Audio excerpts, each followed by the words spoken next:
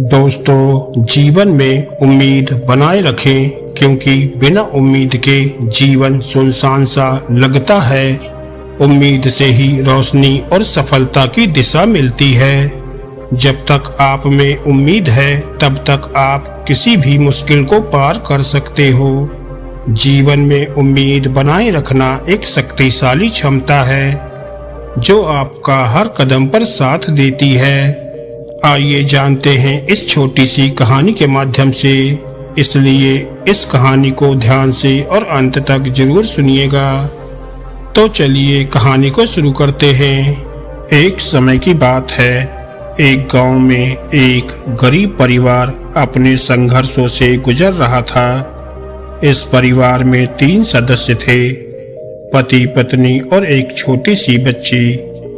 गरीब व्यक्ति को नौकरी नहीं मिल रही थी, जिससे उनकी आर्थिक स्थिति बहुत खराब थी। बच्ची कभी कभी अपने माता पिता से पूछती थी, हमारे घर में सब कुछ कब ठीक होगा, क्योंकि वह दूसरों के घरों को देखती थी तो वहां पर सब ठीक रहता था और वह अपने घर में हर दिन नई परेशानी का सामना किया करती थी। उन्हें रोज ये सोचना पड़ता था कि आने वाला कल कैसे बीतेगा और खाना कहां से आएगा। पिता अपनी बेटी का हौसला बुलंद करने के लिए रोज घर से बाहर ले जाकर एक पहाड़ दिखाकर कहते थे, बेटा इस पहाड़ को देखो, यहाँ ऊपर वाला रहता है, उनसे प्रार्थना करो कि वो सब कुछ ठीक कर दे। वह बच्ची हर रोज प्रार्थना किया करती कि सब ठीक हो जाए और दुआ किया करती कि उसके पिता की नौकरी लग जाए। एक दिन उसकी दुआ का असर हुआ और उसके पिता की सेना में नौकरी लग गई। तीनों बहुत खुश हुए और उन्हें लगा कि अब सब ठीक हो जाएगा। लेकिन समय हमेशा एक जैसा नहीं रहता। कुछ दिनों के बाद इस राज्य पर दूसरे राज्य ने आक्रमण कर दिया। जो सैनिक पिता थे, उन्हें अब युद्ध लड़ने के लिए जाना था।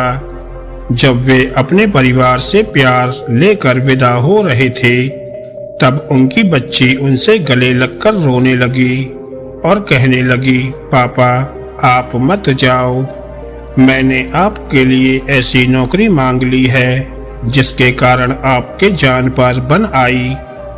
मत जाओ, हमारे साथ रहो। पिता उसे समझाते हैं, मुझे जाना ही होगा। मेरी बच्ची इस राज्य के लिए जान भी चली जाए तो कोई बात नहीं। ये सब सुनकर बच्ची और ज्यादा रोने लगी। जब उसके पिता जाने लगे, तब बच्ची ने कहा, पापा वो जो पहाड़ पर ऊपर वाला रहता है ना, उन्हें मेरी ये एक चिट्ठी दे देना और कह देना मेरी इच्छा पूरी कर दे। पिता मुस्कुराए और सोचने लगे, इसने तो वाकई में मान लिया है कि पहाड़ पर ऊपर वाला रहता है। उसके बाद पिता वह चिट्ठी बैग में रखकर घर से रवाना हो गया। बच्ची के पिता को पता था कि वे लोग युद्ध को नहीं जीत पाएंगे, क्योंकि उनकी तरफ के काफी सैनिक मारे जा चुके थे। पिता के सरहद पर पहुंचने से पहले एक पोस्ट ऑफिस आता था।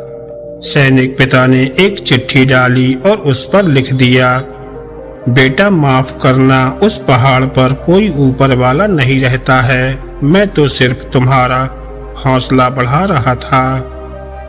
पिता ने सोचा कि ये चिट्ठी वापस घर भेज देता हूँ, बच्ची को मिल जाएगी और वह समझ जाएगी कि पापा झूठ बोल रहे थे।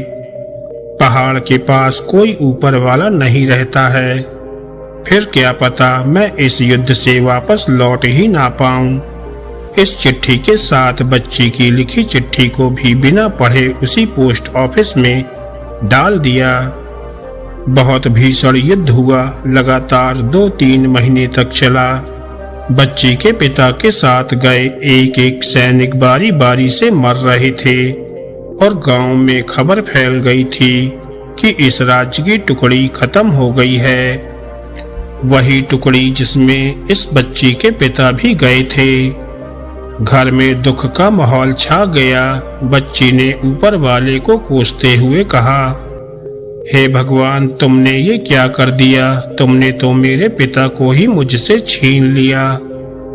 3-4 महीने बीत चुके थे। एक दिन अचानक दरवाजे पर एक व्यक्ति आकर खड़ा होता है, हाल बेहाल, दुबला पतला, फटे कपड़ों में, जैसे उस व्यक्ति को किसी ने बहुत मारा हो।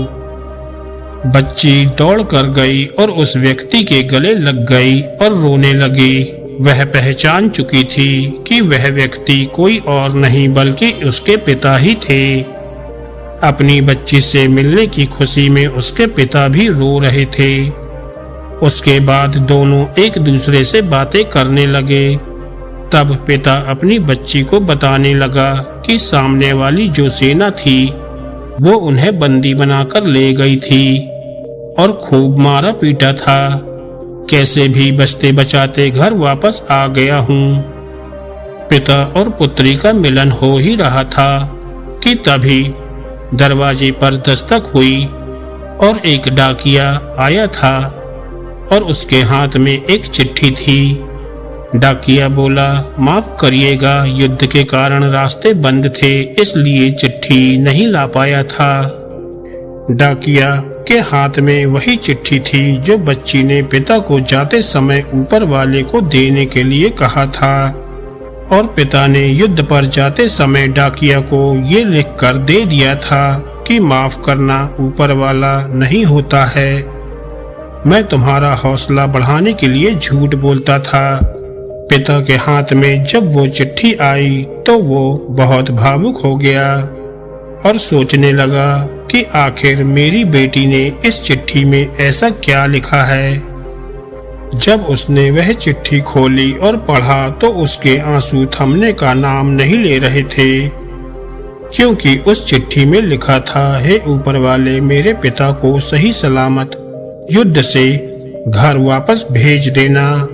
तो दोस्तों, इस कहानी से हमें ये सीखने को मिलता है कि जैसे एक पिता ने अपनी बच्ची का हौसला बढ़ाने के लिए उसे एक झूठी उम्मीद दी, लेकिन उस बच्ची का विश्वास सच्चा था, वैसे ही आपको अपने बच्चे या हर उस इंसान को उम्मीद देनी चाहिए जो बिल्कुल हार चुका हो, जो अंदर से टूट चुका हो।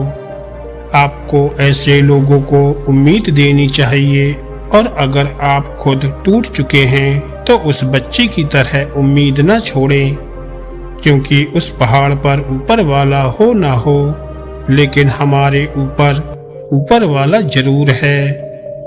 तो दोस्तों, आपको अगर ये कहानी अच्छी लगी हो तो वीडियो को लाइक करें और ऐसी ही ज्ञानवर्धक और मोटिवेशनल कहानियाँ सुनने के लिए हमारे चैनल को सब्सक्राइब करना ना भूलें। धन्यवाद दोस्तों।